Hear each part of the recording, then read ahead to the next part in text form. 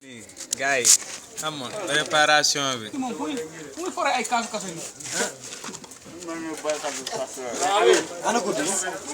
Pape Kama moo nekk si waañ bi waaw gis nga ay ñoom Saliou ñoom Mame ak ñoom Youssoufa waaye ñëpp a ngi si nga naan ay la wax sëñ Bamba bilaay ndogale ndogale yow di sama waaw moo lekk na 10 kilos mburu fuur non lekk na 4 la lekk na 4 palaatu la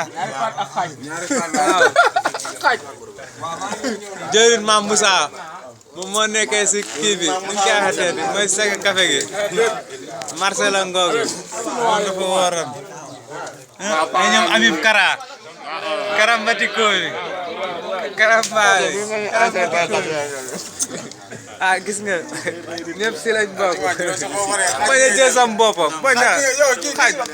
non na mat day mat waaw gis nga waaw lu maam Thierno yow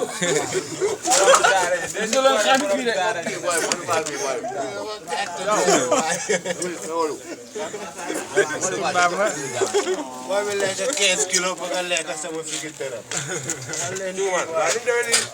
ay nga jug dem ay Babacar génnal ni waaw nga jug dem Babacar pusal ni yow génn ko si rek Ndogou bi waaw ay ñoom jëriñ chicken jaañu